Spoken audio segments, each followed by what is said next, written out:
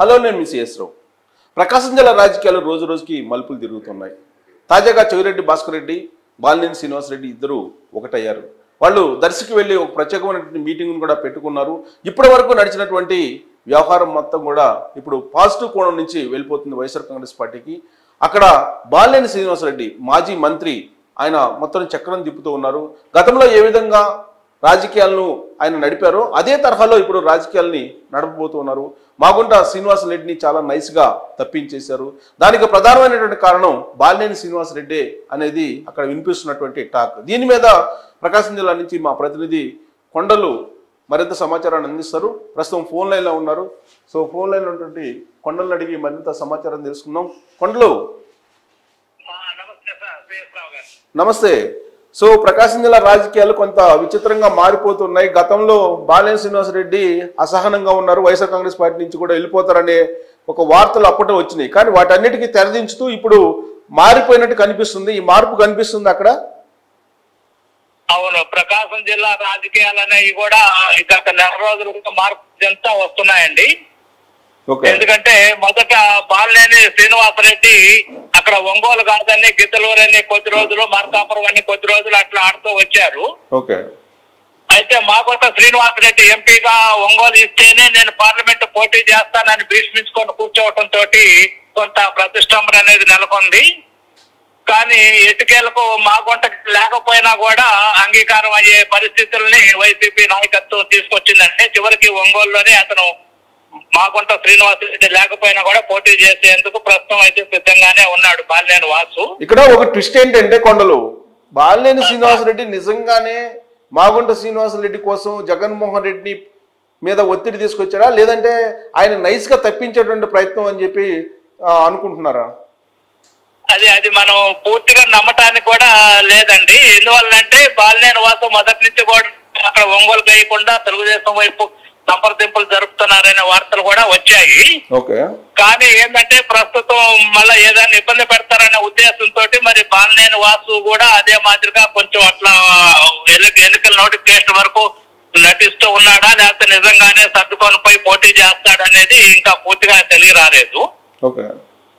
So ఇక్కడ Balineni Srinivasa Reddy politics మనం గత 35 సంవత్సరాల నుంచి చూస్తున్నాము.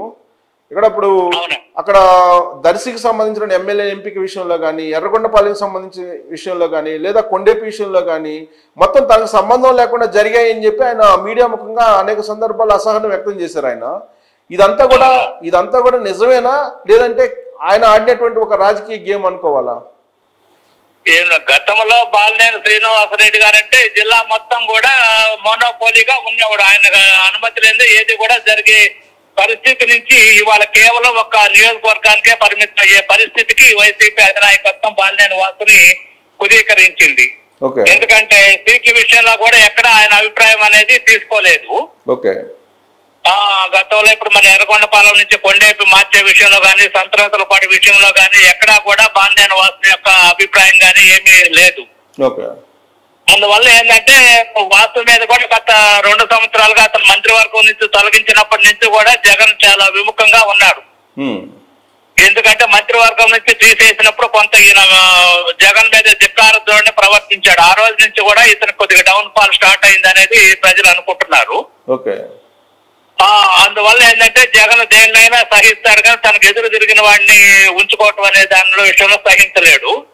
అందువల్ల బాలినేని వాసుని గ్రాడ్యువల్ గా తగ్గిస్తూ చివరిలో ఒంగోలు నన్ను కొత్త ముఖాన్ని తీసుకొస్తారా, లేకపోతే అతన్నే కంటిన్యూ చేస్తారనేది కూడా మనం ఈ నెలాఖరు వరకు వేచి చూడాల్సి ఉంటుంది. అంటే రీసెంట్ గా జగన్మోహన్ రెడ్డిని కలిసిన తర్వాత కథ సుఖాంతం అయిపోయింది. ఒంగోలు నుంచి ఆయన ఎమ్మెల్యేగా పోటీ చేయబోతున్నారు, ఎంపీగానేమో చెవిరెడ్డి భాస్కర్ రెడ్డి చేయబోతున్నారు అనేది దర్శిలో కూడా కొద్దిసేపటి క్రితం అనౌన్స్ చేయడం జరిగింది. ఇంకా సుఖాంతం కాలేదా? అదే అంటే గత 4 సార్లుగా సీఎంను కలవటానికి బాలినేని వాసు వెళ్ళినప్పుడు కూడా అక్కడ అవమానకరమైన పరిస్థితులను ఎదుర్కోవటం, తిరిగి అలిగి హైదరాబాద్ పోవటం ఇట్లా జరుగుతూ వచ్చింది. అయితే గత 2 రోజుల క్రితం సీఎంను కలిసినప్పుడు కొంత సుఖాంతమై 4గురికి ఒక గ్రూప్ ఫోటో అయితే బయటకు వచ్చిందండి. చెవిరెడ్డి భాస్కర్ రెడ్డి, బాలినేని వాసు, వాళ్ళ కుమారుడు వీళ్ళందరూ కలిసి ఫోటో వచ్చింది. సో దాంతో సుఖాంతమైందని అనుకుంటున్నారు. కానీ భవిష్యత్తులో చెవిరెడ్డి భాస్కర్ రెడ్డి, బాలినేని వాసు కూడా సఖ్యత కుదిరే అవకాశం చాలా తక్కువగా ఉంటది. ఎందుకంటే చెవిరెడ్డి భాస్కర్ రెడ్డి ఒంగోలు ఎంటర్ అయిన తర్వాత బాలినేని వాసు పూర్తిగా డమ్మీ అయిపోతాడు. ఓకే. అందువల్ల ఏంటంటే దాన్ని సహించే పరిస్థితుల్లో బాలినేని వాసు ఉండడు. గతంలో వాళ్ళ సొంత బావమరిది అయిన వైవి సుబ్బారెడ్డిని రాజకీయం చేస్తేనే సహించలేని బాలినేని వాసు ఎక్కడో చిత్తూరు నుంచి వచ్చినటువంటి చెవిరెడ్డి భాస్కర్ రెడ్డి ఇక్కడ రాజకీయం చేస్తుంటే చూస్తూ ఊరుకుంటాడని అయితే మరి కార్యకర్తలు అనుకోవట్లేదు. సో ఇంకోటి ఏంటంటే ఇప్పుడు చెవిరెడ్డి భాస్కర్ రెడ్డి బాలినేని శ్రీనివాస్ రెడ్డి ఇద్దరు చట్టాపట్టాలు వేసుకుని దర్శకు వెళ్ళారు. మనం చెవిరెడ్డి భాస్కర్ రెడ్డిని గెలిపించాలి, అలాగే శివప్రసాద్ దర్శలో గెలిపించాలి, నేను గెలిపిస్తానని చెప్పి ఆయన కొద్దిసేపటి క్రితం మాట్లాడడం జరిగింది. అది కలిసినట్టు కనిపించట్లేదా మరి? అదే ప్రస్తుతం అయితే అదే సీఎం మాట ప్రకారం అందరూ కలిసి ఉన్నట్టుగా ఉన్నారు. కానీ ఇంకా ఎన్నికల షెడ్యూల్ వచ్చి నామినేషన్ అయ్యే ప్రక్రియలోపు కూడా ఇంకా కొన్ని మార్పులు జరిగే అవకాశం ఉంది.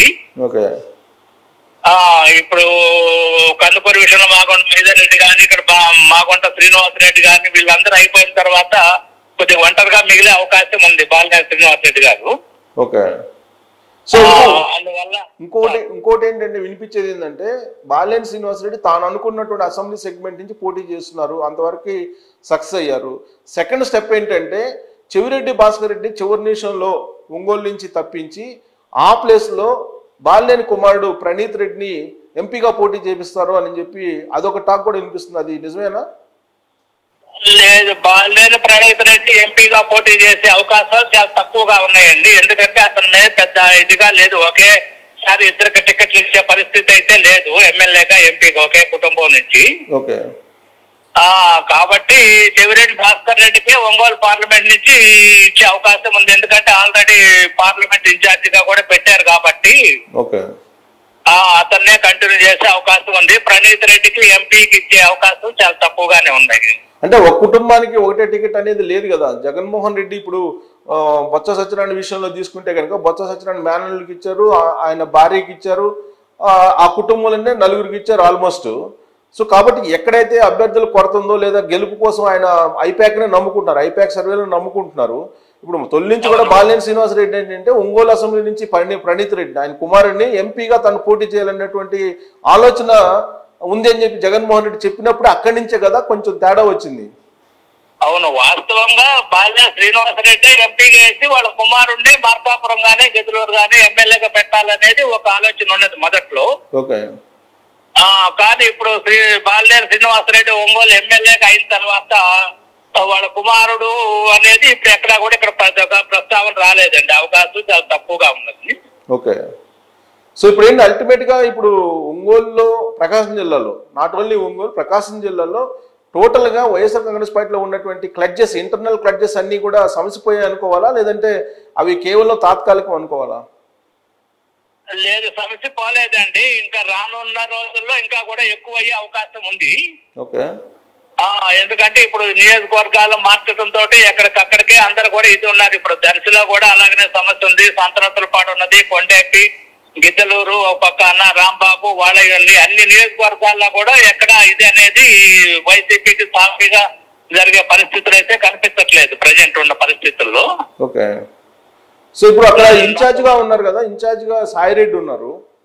సాయిరెడ్డి ఇన్వాల్వ్ అవుతున్నారా లేదంటే సాయిరెడ్డి ఎగ్జిట్ అయిపోయారా? విజయసాయిరెడ్డి ఉన్నప్పుడు కూడా వాస్తవంగా విజయసాయిరెడ్డి ఎంటర్ అయిన దగ్గర నుంచి ఈ అంతర్గత విభేదాలు అనేవి మరి బహిరంగంగా అయ్యాయి. అంతకుముందు వేమిరెడ్డి ప్రభాకర్ రెడ్డి ఉన్నప్పుడు కానీ కూడా పెద్దగా ఏమీ బయటకు రాలేదు, సవ్యంగా పోయాయి. కానీ విజయసాయిరెడ్డి వచ్చిన తర్వాతనే కొంచెం ఒక రకంగా అందరూ బయటపడి వచ్చే పరిస్థితి వచ్చింది. వీటిని సమైక్యపరచడంలో విజయసాయిరెడ్డి గారు విఫలమయ్యారని ఒక రకంగా చెప్పుకోవచ్చు పబ్లిక్ గాని. సో ఇప్పుడు చెవిరెడ్డి భాస్కర్ రెడ్డికి మరి ఒంగోలు రీజనల్ కోఆర్డినేటర్ గా ఇచ్చినట్టున్నారు కదా, ఆయన అందరినీ కలుపుకొని పోతున్నట్టు అనిపిస్తుందా లేదంటే ఆయనతో కలిసి రావట్లేదా? అంటే అందరినీ కలుపుకోకపోయే పరిస్థితి అతను రావటం తోటే బాలినేని శ్రీనివాస్ రెడ్డి ఫోటో లేకుండా ఫ్లెక్సీలు ప్రదర్శన చేశాడు వచ్చిన రోజే. అదే రోజు బాలినేని వాసు వర్గీయుల ఫ్లెక్సీని తీసేయడం తగలబెట్టడం కూడా జరిగింది వచ్చిన రోజే. సో అందువల్ల ఏంటంటే కొంచెం అతను దూకుడుగానే వ్యవహరిస్తున్నాడు అనే భావన ఉన్నదండి కార్యకర్తల్లో. కలుపుకొని పోయే మనస్తత్వంగా లేదు రావటంతో. సో ఇప్పుడు వరకు మొత్తం 7 జాబితాలు 7వ జాబితా హోల్డ్ లో పెట్టాడు జగన్మోహన్ రెడ్డి. సో ఈ మొత్తం ఈ ప్రకాశం జిల్లా నుంచే స్టార్ట్ చేశారు కాబట్టి ఈ మార్పులు అనేది ఇంతటితో ఇంకా మార్పులు ఉండవనుకోవాలా? ఇదే మార్పులతోటి ఎన్నికలకు వెళ్ళే అవకాశం ఉందా వైఎస్ఆర్ కాంగ్రెస్ పార్టీ ప్రకాశం జిల్లాలో? ప్రస్తుతం దాదాపు సీట్ల విషయంలో వైఎస్ఆర్సీపీలో కూడా అన్ని ఒక క్లారిటీ వచ్చినట్లే. ఓకే. ఎందుకంటే ఫస్ట్ లిస్ట్ లోనే ప్రకాశం ఉన్నది, దర్శి డిక్లేర్ అయితే ఒక ఒంగోలే మొన్నటి వరకు పెండింగ్ ఉండేది. ఇప్పుడు అది కూడా వచ్చింది కాబట్టి దాదాపు అన్ని కూడా కన్ఫర్మ్ అయినట్టే. ఇంకా ఓకే ఎంపీ సీటు కన్ఫర్మ్ అయింది కాబట్టి ప్రకాశం జిల్లాలో పెద్దగా ఇక మార్పులు చేర్పులేమి ఉండకపోవచ్చు, ఏదైనా అత్యవసరం అయితే తప్పితే మినహా. Right. Thank you very much కొండలో వివరాలు అందించినందుకు. Thank you very much. So Prakasam జిల్లా విషయాలు చూస్తే కనుక ప్రకాశం జిల్లాలో దాదాపుగా వైఎస్ఆర్ కాంగ్రెస్ పార్టీ ఒక కొలిక్కి వచ్చింది మార్పులు చేర్పుల విషయంలో. అయితే ఇప్పటికీ కూడా నివురు గప్పిన నిప్పులాగా అటు బాలినేని శ్రీనివాసరెడ్డి, చెవిరెడ్డి భాస్కర్ రెడ్డి మధ్య మాత్రం రాజకీయ యుద్ధం అంతర్గతంగా అయితే నడుస్తూ ఉంది. బాలినేని శ్రీనివాసరెడ్డి వేసినటువంటి అడుగులు ఫలించలేదు, బట్ కొంతవరకు మాత్రం ఫలించాయి అని చెప్పి తెలుస్తున్నటువంటి క్రమంలో సో రాబోయేటువంటి రోజుల్లో చెవిరెడ్డి భాస్కర్ రెడ్డి ఎంపీ అభ్యర్థిగా ఒంగోలు అసెంబ్లీకి బాలినేని శ్రీనివాసరెడ్డి పోటీ చేస్తున్నారు కాబట్టి సక్సెస్ఫుల్గా వాళ్ళు వైఎస్ఆర్ కాంగ్రెస్ పార్టీని పూర్వంలాగా గెలిపించగలరా లేదా చతికిల పడతారనేది చూడాలి. Thank you very much.